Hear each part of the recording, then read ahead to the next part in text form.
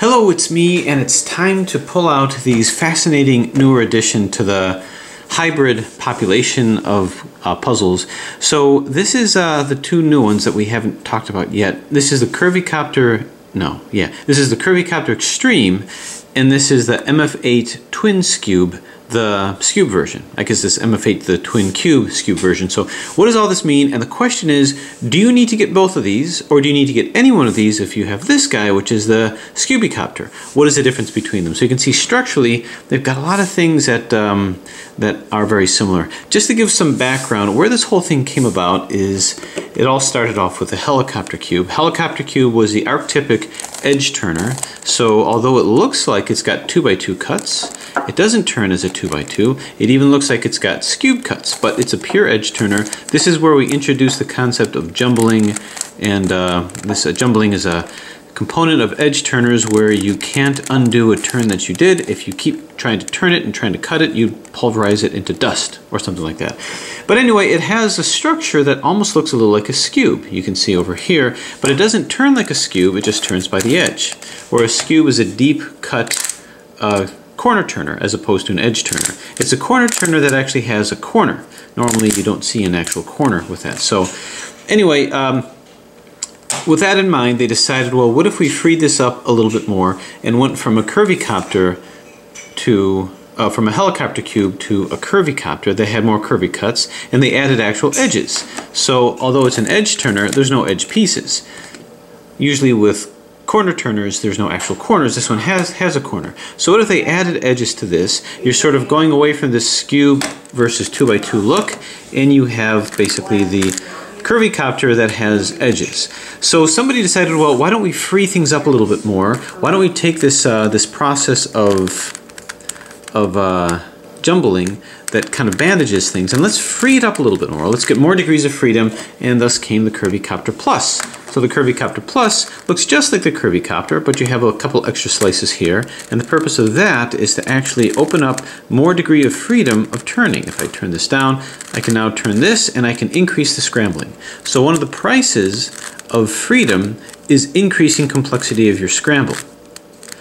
So as such, somebody decided, well, why don't we go back to the notion of what this looks like? It actually looks like it can have 2x2 cuts and skewb cuts, and we like the freedom over here. So somebody brilliantly came out with the Skewby Copter. So the Skewby Copter, which I had a tutorial, or have a tutorial on, does your typical edge turns. It can also turn and jumble just like a Curvy Copter Plus, but it's better because as I turn this, I don't run into problems with this. So it freed up turns even more. I can't do this with the Curvy Copter Plus. If I try to do that, bang, I run into this problem here, and I can end up causing the puzzle to pop if I try to move it past this. So they took the Curvy Copter concept, and even if you just use it as a Curvy Copter, it's a better Curvy Copter. But in addition to that, we have skewb moves too. This opened up a whole notion of different types of turns. If I just do a half turn, then I can start to do turns like this, where I get this little heart formation. So that's pretty fascinating over there. So they decided to, because it actually has skewb look to it, just like this did, they said, well, let's go ahead and make it into a Skewby Copter, with all the different kinds of bandaging that can happen. So if you take out the Curvy Copter Plus aspect, just sort of seal it down, you end up with what they called the Curvy Copter Extreme. Now what's extreme about this? Well, one thing that stands out is it's the same thing. You can do moves like this, you can do copter moves, but it doesn't have any corners. So what they're calling extreme is just a Curvy Copter with no corners. Now the corners were part of the scramble and solve, so that's been eliminated, but you do have the skewb moves with that as well. You've also retained the structure of what looks like 2x2, but you've got a center in here as well. So a couple of differences. We've got centers and no edges. Gave up the edges, but put in centers, and the centers can actually help kind of guide us to decrease the notion of possible parities. So this is one thing to look at, and it also has the interesting attributes to it, where you can do turns over here. Now, in terms of the playability of this puzzle, it is rather rigid, but the good part about the rigidity is it's very stable. This puzzle has yet to pop on me. So we compromise playability a little bit for stability, so although it's not quite as playable, it is playable, but not as much as it could have been. it's also very stable. But it also does another kind of a move that this doesn't. What it can also do is I can do a move like this, do a half move and turn it into here and do another kind of a scramble. So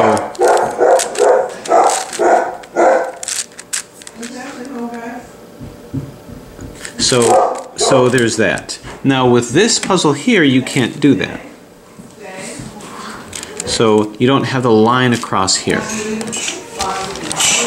So this lends to the possibility of doing a 2x2 hybrid between a 2x2 and an edge turner, and we have exactly that, where we have an edge turner here, but it also has 2x2 moves.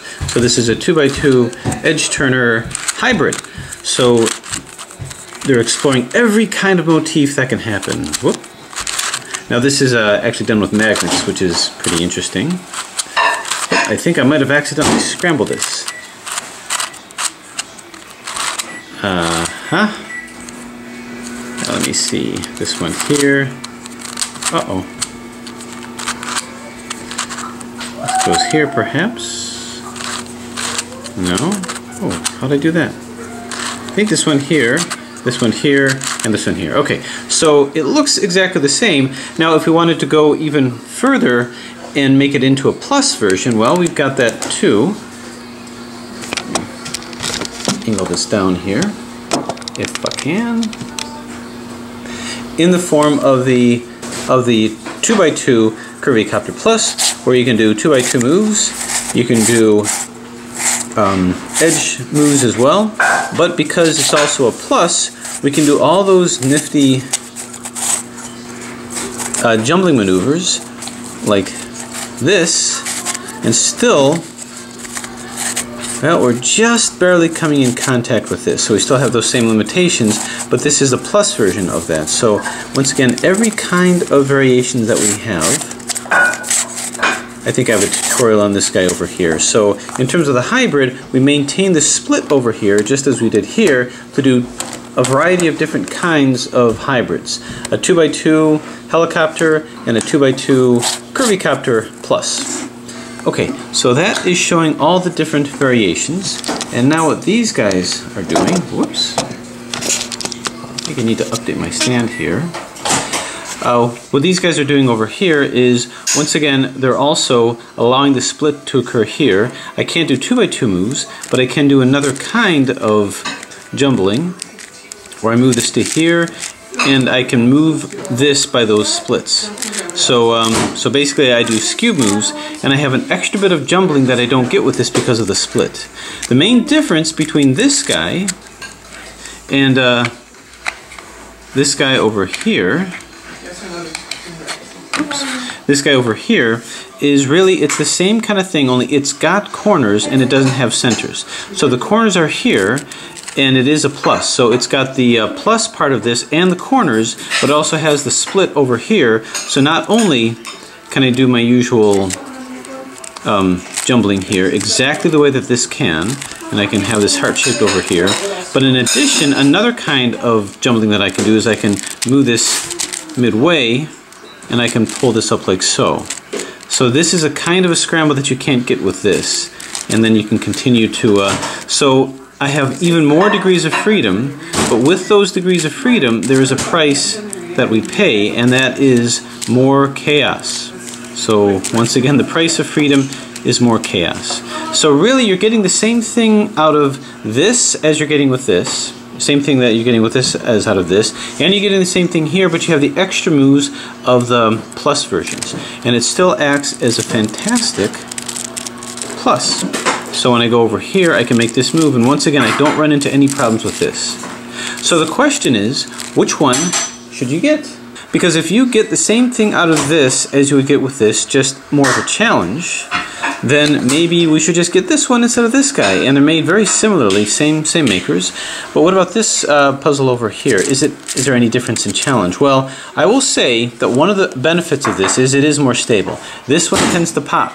Not only does it tend to pop, but it can also explode on you. This one doesn't do that. The movement is far more smooth with this one too. So when if you were to buy this or this, have super glue, in hand, because when it pops you're going to want to super glue it back in and just be ready to have little components fall out.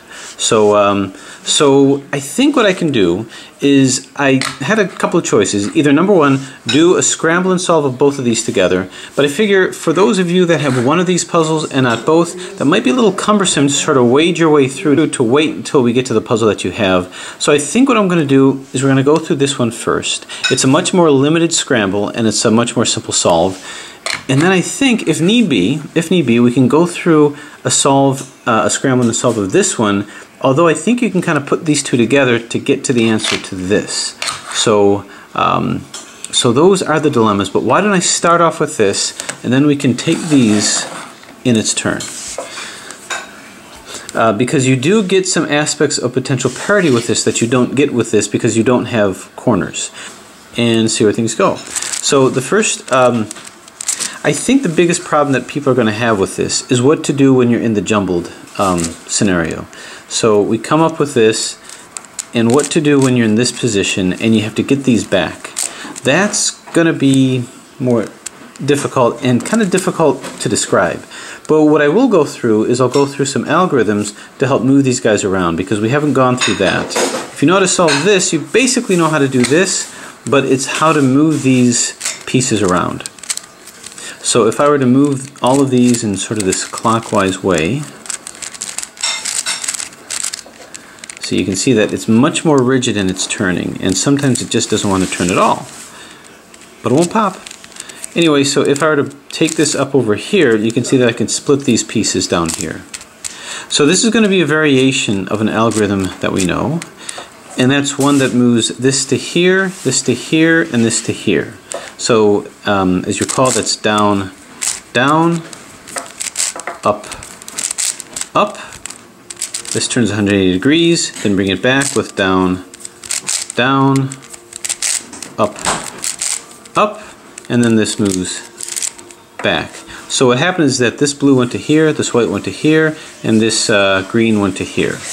And the way that we're able to do that is because by doing that down, down, up, up, we're taking these whole centers and moving it, but we're isolating this piece over here as we're flipping it. So if we were to get it back, I'm just going to move this here, down, down, up, up, turn, and down, down, up, up.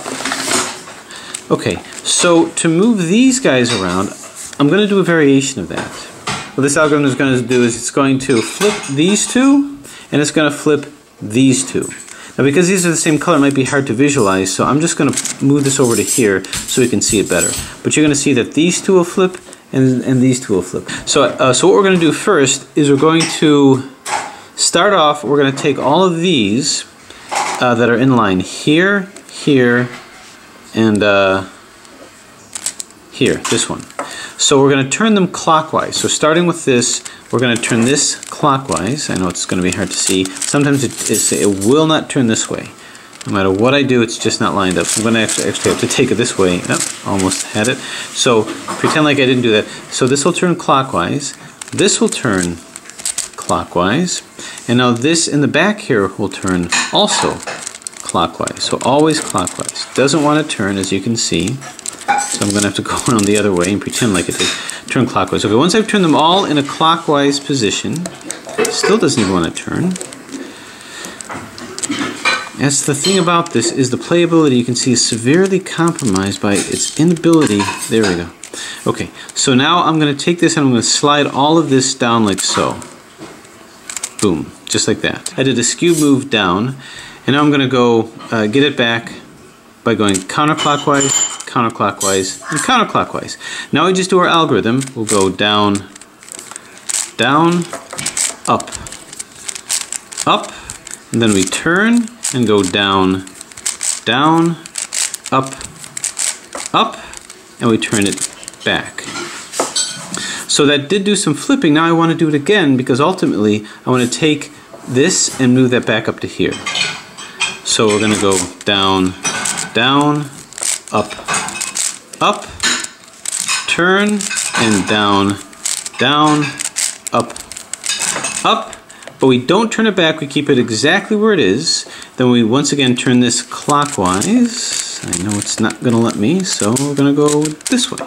So clockwise, clockwise, and it won't let me at all. So we're going to do like this clockwise. And now we simply move this back up. We move it back up. Boom. And then we go back counterclockwise, counterclockwise, counterclockwise. Okay, so what that did is these two did flip. So this blue one went to here, and this red one went to here. So these two flipped, and this red one went to here, and this white one went to here. So basically these two flipped, and these two flipped. Remember, this both was red, this was both red, this was both blue, this was both white.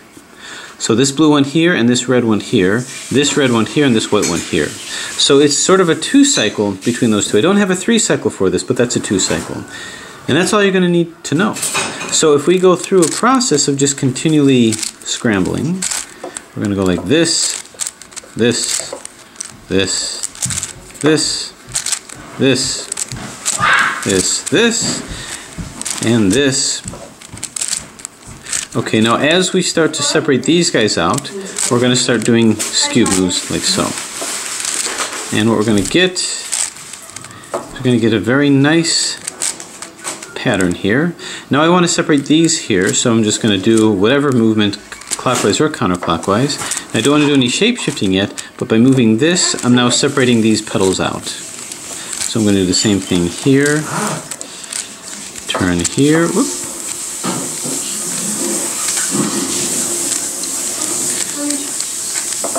And get it all lined up, and boom. Okay, and just to enhance the challenge, I'm going to keep doing that. Alright, so we see a nice little pattern. Now, in order to get through the jumbling aspect of this can jumble the same way.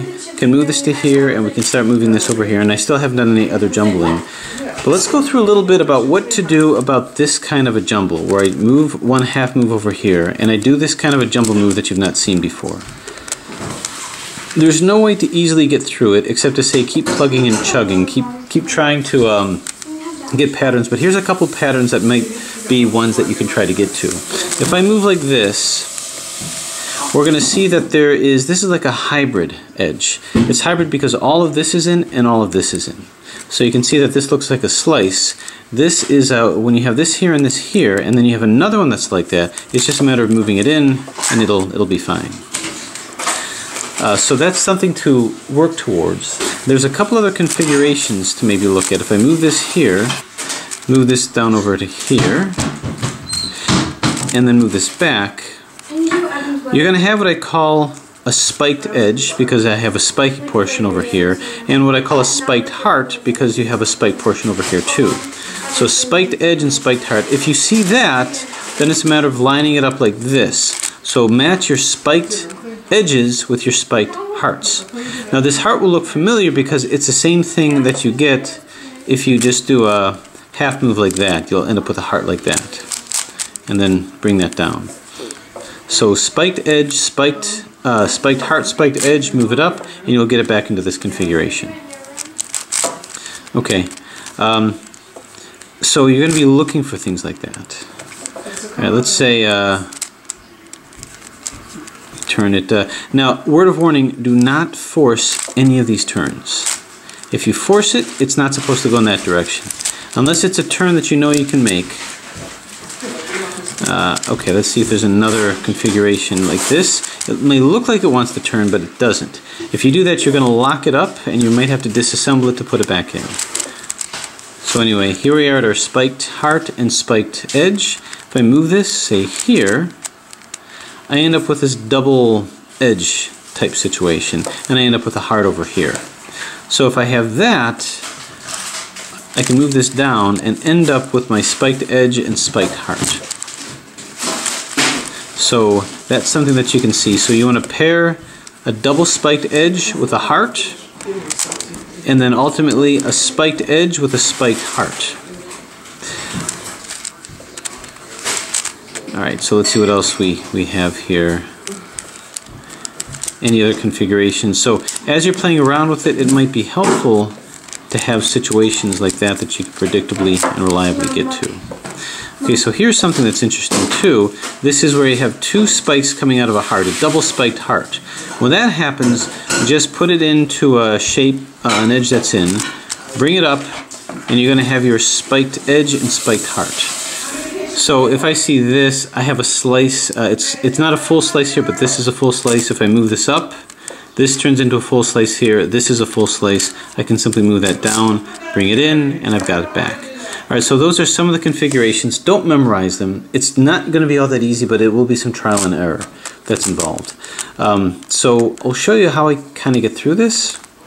So I'll go ahead and just start doing some of these random edge scrambles like this.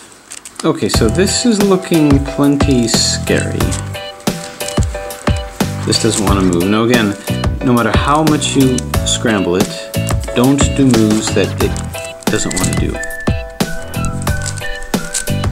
It has to be in complete agreement with every move you're going to do, or it's going to lock up and do nasty things to your ability to solve this. Okay, so that looks pretty good. So there it is, a nice full scramble of the Extreme. Now, whoop, there we go. Now I could take this guy here and do a similar scramble, but I'm going to save this because there are those of you who maybe have this puzzle, but are going to look at this to see if you can use this to solve this and use this tutorial as well. So maybe I'll do this on its own. It won't be as long as this one, but you know, it's a worthy puzzle.